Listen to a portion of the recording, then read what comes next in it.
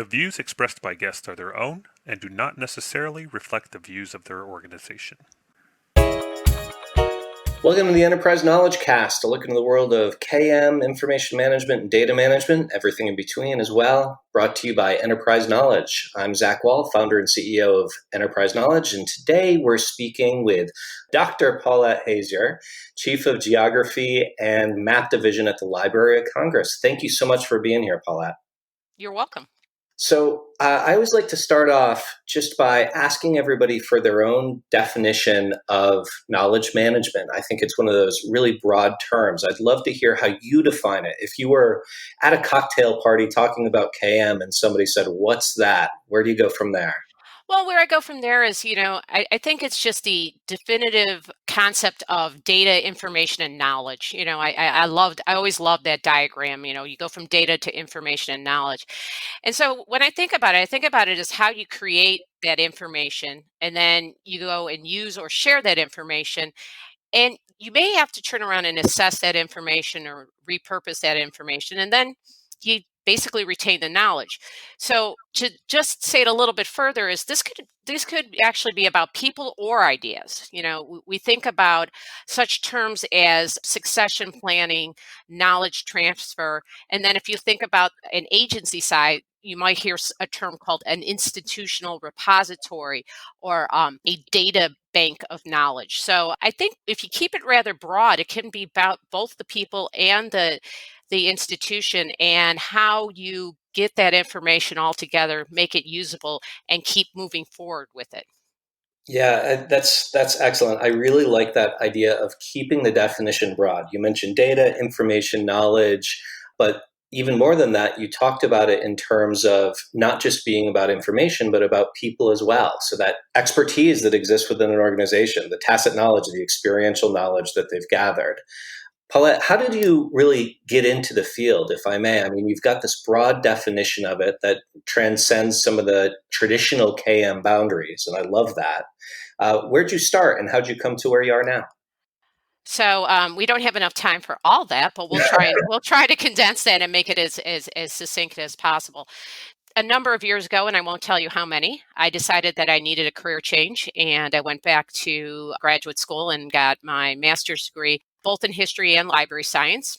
And coming into the library science field when I did, and again, I won't tell you how long ago, but we were just really adopting computers and technology and how they were going to assist us in helping users and all that good stuff. But we never really understood at that point what the information was going to do for the end user. So when I think of knowledge management and kind of coming into going from information to maybe a more knowledge management type of field, is thinking about we've got all this information, we got all this data, we want to share it, we want to give it out there. But are we actually retaining it internally, and can it be reused? And that's really where it got to be very interesting in my career. So I started in a public library, kind of in a special collections, and I went next on to working in an academic library.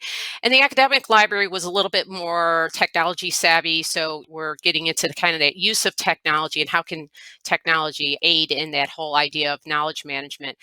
And then skip a few more jobs and we'll go to the ones that are more interesting, my last three. I actually worked as a contractor for a DARPA program. And what was really interesting about DARPA was when we think about knowledge management, here is an R&D factory, a DoD arm of research and development with some just amazing concepts, where Velcro came out of, where GIS came out of, where Siri comes out of. And they had no institutional repository. Wow. So that was kind of the big, I think, sock in the eye.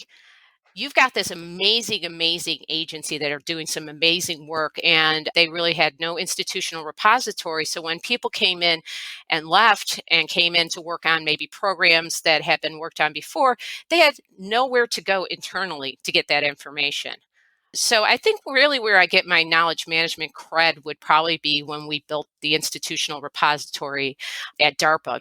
And, that was a way to make people more knowledgeable about the programs that had gone before them and about basically the things that were tried and maybe failed in the past. Absolutely.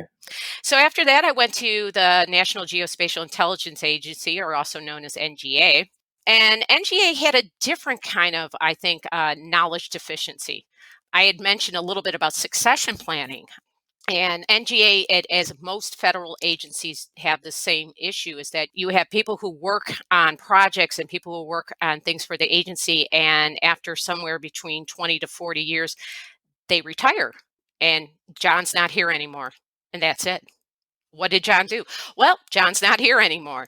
Right. So there was a big push at NGA to do succession planning, actually start transferring some of that knowledge into more codified methodology so that people could actually know what John did and know what John did was still important to the agency, right? Mm-hmm. And I see that kind of uptick as well in my current job at the Library of Congress. If you don't know, at the Library of Congress, we have a lot of staff who actually stay at the library 40 plus years. And they have an incredible wealth of knowledge about technology, about trends, about user experience, and they retire. Right. And so there has been some work with knowledge transfer. And I think the only way I see that happening is the possibility of using some of these tools, but making these tools more personable to those staff in the organization that you're trying to get that knowledge out of. Yeah.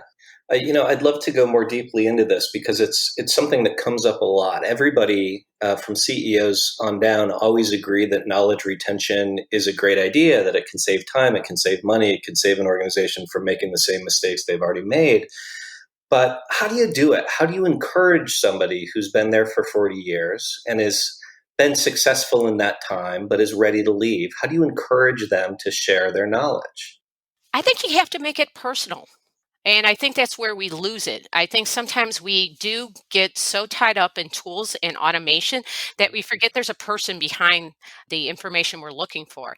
It's not silly to say that a lot of times you can get more engagement when you ask to yourself, what's in it for you or what's in it for them? I think if you start thinking about terms like your legacy, I think it's the way you approach the individual. I think it's difficult if you just say, give me a data dump of all you've done over the last 40 years. Right. I think a lot of times people look at kind of an end of tour survey where they start thinking about, what are the highlights of the things you've done? What are the things you wish you had not done? What do you think? What are the things that you wish you would have been involved with more? I think if you start kind of building on that, that's really the key. And I know that sounds like it's kind of really low level, but in some regards, it's really about how you get the best you can out of someone. Mm-hmm. So making it more of a conversation, making it feel more natural, and really getting somebody to talk because people like to talk, right? They just don't like to do a data dump, as you said. And again, I think sometimes one of the biggest hesitancies is people tend to say, oh, it was nothing. I didn't do that much. Right. And yes, there are a lot of people out there that still believe in that. But when you start picking away at the edges and you say, but weren't you part of this XYZ project that was instrumental to this agency that saved money or time or brought on a new set of tools? Oh, well, yeah, I was. And then you start building on that. Yeah. Now that's interesting though, because that suggests that it takes knowledge and expertise to be able to extract the knowledge of others. So within Library of Congress, who are the people that are doing those interviews, that are gathering the knowledge from those who are heading out the door? Interesting enough, it starts with our Congressional Research Service, Mm-hmm. and these are the arm of the library that predominantly support Congress more directly than the rest of the library. We all support Congress, but they tend to do the reports that you'll see out on the web. And I think what we were finding in that area of the library is that there really was a lot of subject matter expertise as well as technical expertise that was being lost when these folks were retiring. And that was the start. And someone I just hired to work on my staff was working very hard to create basically an internal portal for this knowledge. Mm-hmm. So that if there were things, if you go back to the old days when websites were new and you'd go to your friends or you go to your colleagues or you go to your family or whatever, say, oh, if you went to my website, what kind of things would you want to find out? Yeah. And you find links, hopefully you have a link resolver and it doesn't die after 2 months, but you find links, you find things, and you become kind of that little microcosmic knowledge base, right? And I think that's what we're trying to do at the library. I think we're trying to figure out ways to extrapolate that little knowledge base and share it with others. Excellent. Now, there's another piece to this in my mind. You mentioned the technology earlier. Can you share a little bit about how you're really enabling this knowledge transfer, leveraging the technology? Well, and I think this is where it's going to sound like it's really rather not connected, but Zach, believe me, I'll come back to this one. Sounds good. So I was looking at, and I was thinking about that, and I'm thinking about it very broadly because if you think about back to my data information knowledge, what kind of things that we could do to get that information. So I had mentioned surveys, but I don't know how well you are aware that there's a lot of survey technology that can be done mobily. Hmm. And I think that's one of the places we could go. One of the vendors we have a mobile survey that they use for things like when there's disasters and when they're trying to get information very quickly. And I think that's kind of a model we could be looking at in terms of, you remember we were talking about doing these kind of like interviews and doing these end of tour. I think something that would be a little bit easier to use and to work with. But I think the big thing is the collaboration tools. I started using SharePoint years and years and years ago. We use another product called Confluence at the Library of Congress. But actually getting people to collaborate together. Yeah. So that if, for example, John decides to retire in the middle of a project, I've got all his information captured and I won't have to go back. Where I think the really interesting stuff is, and we're just dipping our toes in the water, is data visualization. Okay. And why I say that is because we're gathering all this information. So John's been gathering for 20 years all this data, right? John's got it in a spreadsheet. It's exciting because John has it in a spreadsheet, but we don't really know what to do with that. So that combination of data visualization with business analytics, or you may have heard of it in non-federal agency called business intel, right? Mm-hmm. Adding those two things together to John's spreadsheet now makes John's spreadsheet something we can use and we can repurpose and we can keep within the organization and grow. Yeah. So there's a couple keys there. One, on the collaboration side, I couldn't agree more. And I think it speaks to one of your points. I mean, when it comes to knowledge retention, you actually don't want to wait for the end of someone's career. If you just give them tools that sort of naturally capture their knowledge in the flow of business, then you're doing knowledge retention every day, whether you call it that or not, right? Yes. And the data visualization, I really love this concept. Do you have maybe like a real world example of what that looks like today? Are you all applying that now, or is that more of a 2021 idea? Great question. And as I mentioned, I'm the Chief of Geography and Map at the Library of Congress. But what you might not know is that we also have a GIS shop. And in our GIS shop, if you know anything about GIS, you know that a lot of it has to do with taking raw data and then making it visual, right? So you can see different layers, you can see topography, you can see different things. But if you take it away from just a pure kind of maps sense, one of the things we did early on when I started at the library, which is about 4 years ago, we were looking at how do we get people used to using things like data location and using geography and then using data visualization to actually make more meaning out of the information that we get, right? So this is going to be a real world example. It's going to be a really low level one, but I think you'll understand it. So part of being a library is that not only do we provide information on site and off site to our staff and our patrons and Congress, but we also provide actual knowledge in the sense of materials, books, right? Books and other materials that are loaned through the library to other institutions, somewhere in the United States, sometimes also internationally, correct? Got it. So to show what a really low level idea of how to show data visualization, we get a lot of information from our vendors on who we're actually lending these materials to, right?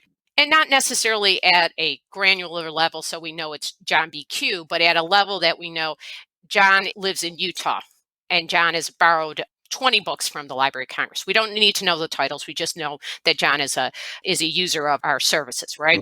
Mm-hmm. So what I did is I asked one of the staff in the main library to dump the data that we're getting from the vendor on the materials that we were lending outside of the library. And what we did is we ran the numbers and we changed them over to longitude and latitude. We did some georeferencing and we created a map that showed where the loans were going to, right? Right.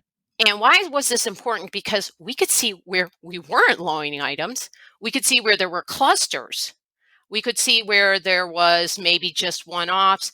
We could actually make some correlations to, oh, there's a lot of universities in that area where there's a lot of clusters. So now we're building not just data going to that information, but we're building that knowledge. So maybe we're seeing that there's areas in the United States that are not using our services. How do we get the word out? How do we actually communicate to these areas? How do we work with the state libraries? Do we work with consortia? How do we get those words out to these folks that don't know or don't use our services? Excellent. So you're basically applying context and you're applying some reason to this in order to make decisions about it, or at least to raise questions that would enable you to take the right actions. And that to me is so much of what this all comes down to. It's really that use case, the what can you do with this, which I want to go back to this, Paulette. You have really done a great job of using verbs when you were defining KM and in the stories you're telling. Create, use, share, repurpose, retain. You're talking about outcomes. So maybe you can talk with us a little bit about how you measure the success of one of these programs. That's an absolutely excellent question because we're actually really putting a lot of our focus into impact right now.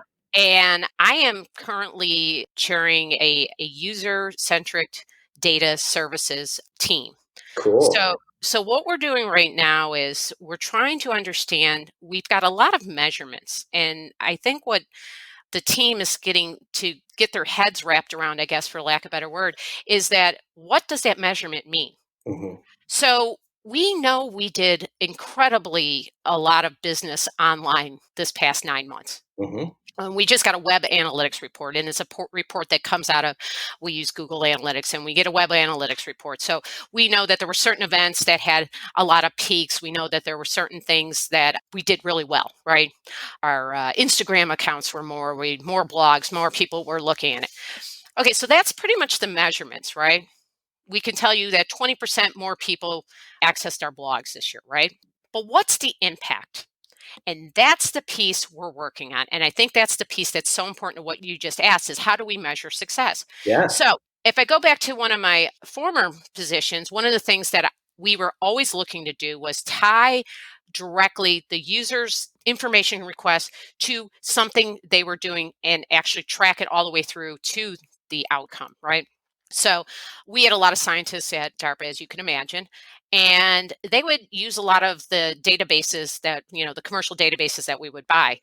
We weren't getting really good statistics from the vendors on like how was these databases being used, right? Other than, you had 800 people use it this week. Right. There really was just raw data, nothing really happening. So what we did is we correlated the programs that people were working on with the databases that they were using.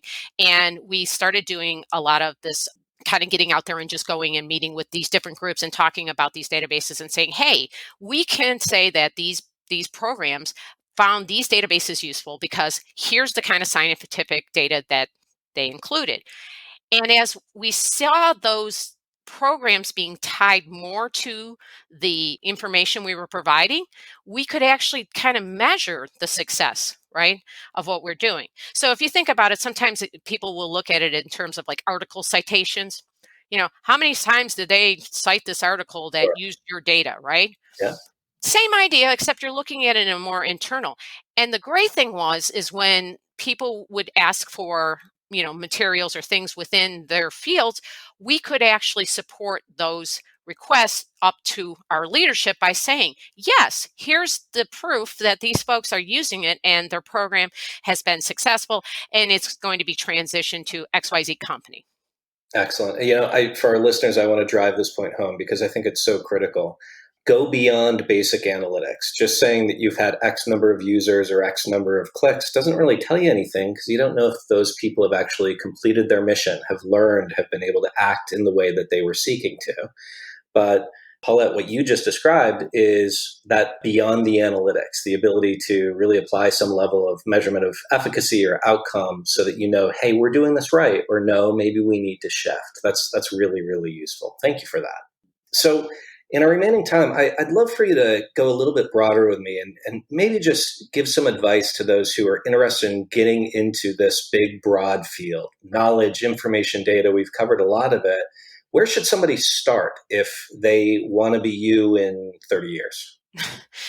Well, I can't truly say they want to be me in 30 years because I hope me in 30 years is going to blow my mind what me in 30 years is going to be. All right.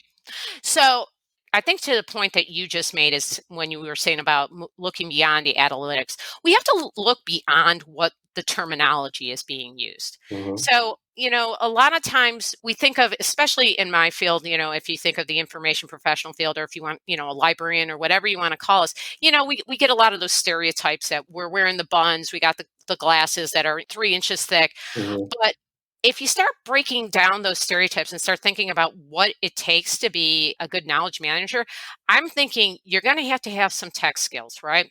Because even if you're not going to build the tool, you're going to want to know what the tool is, and you're going to want to know how to use the tool, and you're going to want to know if the tool is right for you or not. You're going to want to have some basic idea of, like you said, either analytics or something that has some kind of being able to look at something and go beyond what you're seeing in front of you. I don't think things like I said, I mentioned business intel or analytics and data visualization. I think those things are incredibly important. Does not mean you need to be an expert at it, but again, I think you need to understand the applicability of it. Bottom line, I think, and this is what I always say to a lot of the folks that I talk to about what I do for a living, you have to be passionate about what you do. Yeah. If it's just a job, you're going to go to a number of jobs. If you see it as a career or you see it as something you want to build, explore, and grow in, then your likelihood of being successful at it is going to be very high. Well, I'll tell you, Paula, you're painting a very rich picture for us. So I think you're modeling your recommendation right there, and I appreciate it. So let's close with this. What are you most excited about in the field at this point? What are you excited to see come to fruition? What are you excited to see put into practice? It's funny because one of the things we're looking at, and it was probably just on my mind because I just had a conversation about this earlier today, is the concept of machine learning and AI. Yeah. And what really excites me about machine learning is people are finally getting it that it's not the machine that's learning, is you're helping teach the machine, Hmm. which for a long time, that was a real disconnect. So you're actually doing something that's going to help an automated tool, get better at what it does. So what does that mean for you? The exciting thing that it means for you, it starts pulling or extrapolating some of that information out of some of the things that we have that we can't do even if we had 100 people doing it 100 hours a week. Yep. It's just not going to happen. So being able to actually create something new, giving people insight into something that they thought they knew, and then maybe bringing it to the next part and being able to take it to AI, that's what excites me, is that we're finally getting to the point where they understand it still is the human element that makes ML so successful. And that wealth of knowledge and information and data and people expertise that the Library of Congress holds, that's amazing, right? The idea to be able to harness that using some level of AI is pretty compelling. And it's exciting for the people that are out there because we're not, again, the librarian with the bun and the 3 inch thick glasses. We're the people that are giving you something that we're going out there and saying, look what you thought you knew about this, you don't anymore. And guess what? Come back and tell me what I didn't know about this. Make it better. Show me that there's some ways we can make this better and we can have this conversation. My running joke was always take my stuff and mash it up and do whatever you're going to do with it, but use it, right? Yeah. Use it and come back to me and tell me how you used it and tell me how you made it so much better for you or so much better for you and 100 other yous. So I talk about this in terms of the democratization of knowledge management, the idea that with today's systems, today's technologies, more and more being online and integrated with AI, you can actually, in a way, I hate to use this term, crowdsource this, get more people playing with your knowledge and maybe finding connections or contributing in ways that you haven't yet discovered, right? You just set me up to talk about our Go for crowdsourcing. it. LC has been working on crowdsourcing for a couple of years now, but it really has taken wings, this year because, of course, because of the pandemic and people are more online. So part of this ML it does have a crowdsourcing element to it. So we're looking at, it takes a village, right? We're looking at more people, more knowledge, more experience coming into this, bringing that into this bucket so that when we make this bucket into something that is digestible by a machine, it's truly representational. It's not just my way of looking at it or the agency's way of looking at it. It's the way, to be honest, our little microcosmic world is looking at it. Now, if I were to take a guess, you're beginning to talk about ontologies. Would I be correct in that if we were to use the That's a good term. I mean, we could spend a lot of time explaining why that is or isn't a good term, but I think you can use that term. I don't have a problem with that. Excellent. So, Paula, anything that I should have asked you that I didn't? Any kind of parting thoughts you'd like to share?